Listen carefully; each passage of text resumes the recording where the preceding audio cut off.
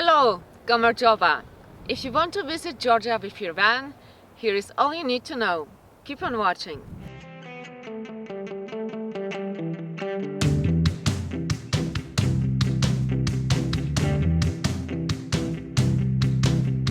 Moving on a fast train, life's going straining just to catch a glance, raining in everything I left behind, to catch a glimpse of movement, picture stars and trees, a clear blue sky before they pass forgotten treasures.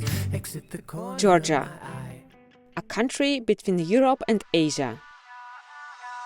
5 million people live here. More than 60% live within cities. The country holds almost 70,000 square kilometers, and the local currency is the Georgian lari.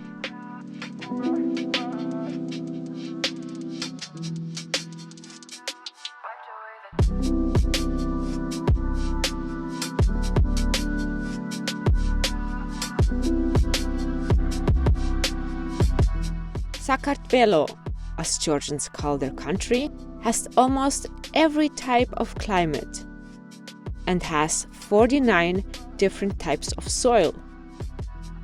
This makes the let's just call it Georgian biosphere one of the most ecologically diverse on Earth. Almost half of the country is covered by dense forests and are populated by lynx, bears, and a small number of leopards.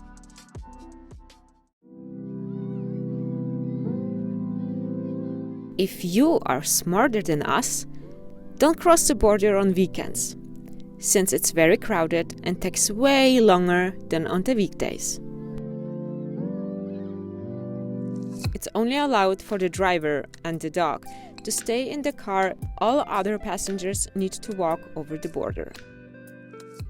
It took us 4 hours for the crossing. But other than that, we didn't have any trouble crossing the border. Be aware that foreigners need a car insurance, otherwise you won't be allowed to enter. But no worries, it was easy to buy one online and also for a very good price. For van lifers like ourselves, it is nice to know that a person can stay up to 1 year in the country.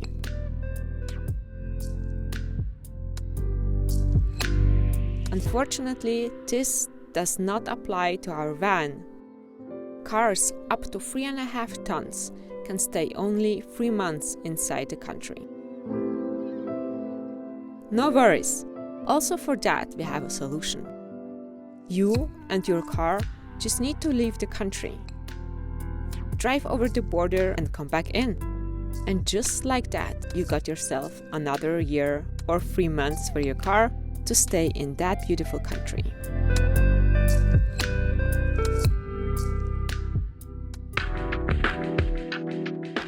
Since we are traveling by van, the condition of the road is kinda important to us. In all the countries we have been to, Georgian roads should not be driven by night, since there might be an unpleasant surprise. Jesus Christ. You should not only be aware of the holes, but also of the mad drivers. No joke, honking is the way to communicate between drivers. So don't be surprised if you hear a lot of, and feel free to use a couple. There are no restrictions concerning that. We got advised many times not to drive after 5 p.m. because drunk driving is something you find often. Also, navigating after dark should be avoided, since small and big surprises are less visible. Navigating through cities or the countryside can be tricky sometimes. All the apps we use, for example Google Maps, Maps.me, Map Out, and so on, don't have all the streets correctly indexed in them. So just be aware and know that you have to think for yourself and don't rely too much on your navigation system. There are some tunnels that don't have any airflow. That means the exhaust gets stuck in the tunnel and the quality of the air is just really bad. We advise to close the window before entering a tunnel.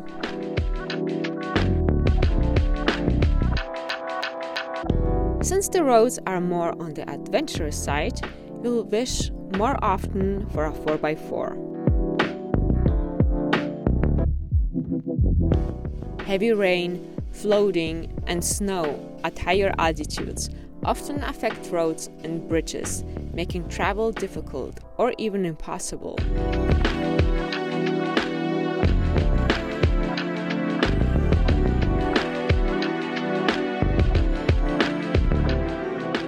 Landslides are also common. If you are traveling outside of Tbilisi, make sure your vehicle is suitably equipped. Keep in mind, some areas like Tusheti region or village Shatili cannot be accessed in wintertime. The road usually opens up from May till late October. Especially after rain, it can be hard to reach many of the camping spots on Park 4 Night or Overlander. We got lucky, and in those 3 months that we have been in Georgia, it did not rain much. We were brave enough to visit the Svaneti Mountains without a 4x4. If you are thinking about doing the same, check out our videos about the road so you know what to expect. Also be aware of the animals, mostly cows, pigs and sheep, to rest or walk on the roads outside the cities.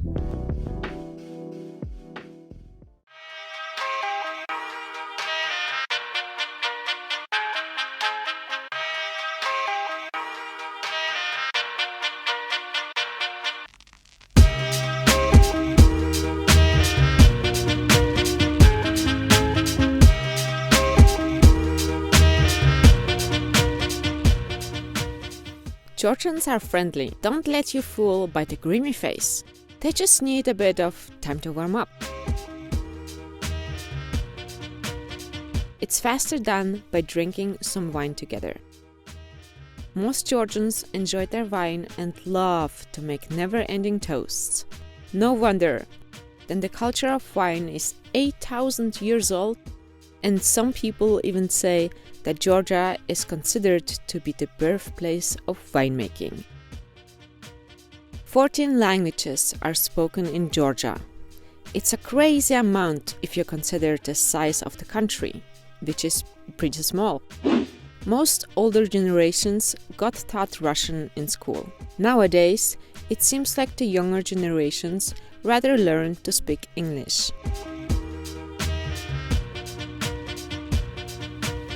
Today, most of Georgian population practice Orthodox Christianity. You can feel the importance of religion because you get asked what you believe in just by doing some small talk.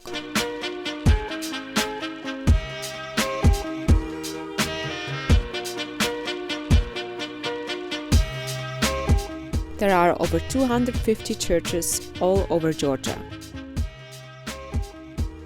Most of those have strict clothing policy, so don't forget to cover your hair, chest and shoulders, and also put on a long skirt before entering.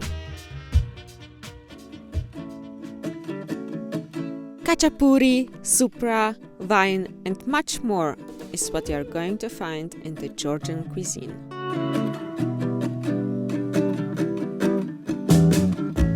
The pastries reminded me of my grandma's kitchen back in Russia.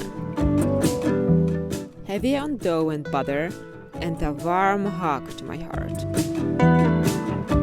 Unfortunately, we both got sick a couple of times after eating at a restaurant. After that, we tried to be more careful with fatty foods.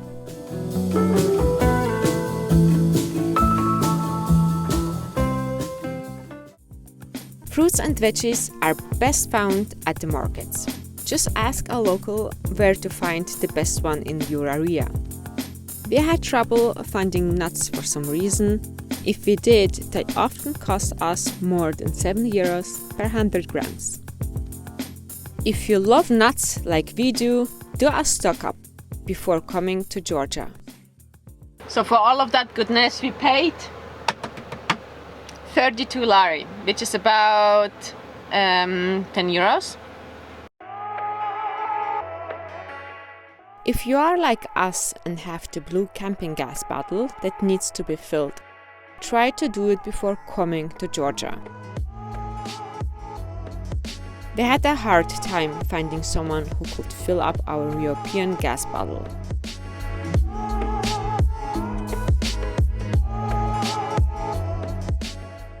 The cities, Batumi, Tbilisi, and the mountain villages have crazy touristy prices for food. We were shocked to pay almost €4 for milk.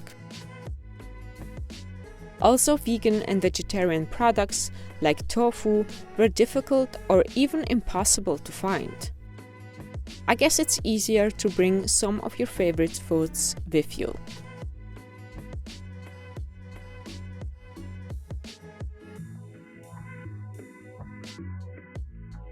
There is the possibility to get unlimited internet for €10 for a month. The most common providers are Makti and Silknet. If you want to extend your internet after 1 month, it is possible to do at the kiosks. It might not work straight away. We found it best to have some extra balance on the account since kiosks takes extra fees for the monthly payment.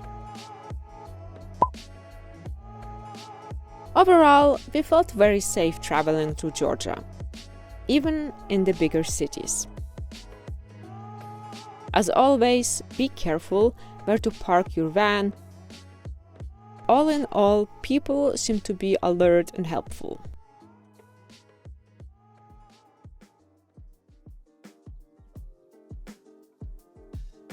The Georgian government, similar to Turkey, is trying to help dogs and cats in need by giving some sort of medical care and marking them with an ear tag. Also, some locals leave dog and cat food on the streets. In the past years, people have been buying dogs and later, for unknown reason, kick them out of their homes. We have never seen so many stray huskies or other dog breeds running on the streets as strays.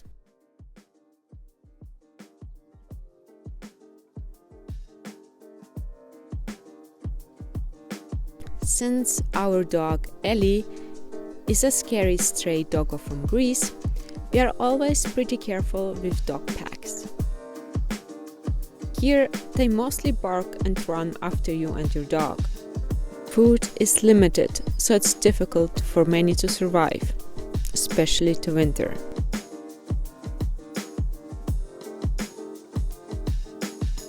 If you and your dog are planning to go to a vet here, be prepared to ask a lot of questions, since the mentality here is a quite different one. If you are searching for a new best friend, please consider to adopt a stray dog from Georgia. Yeah, hi! We're back! Ooh! Here are our favorite places to see in Georgia.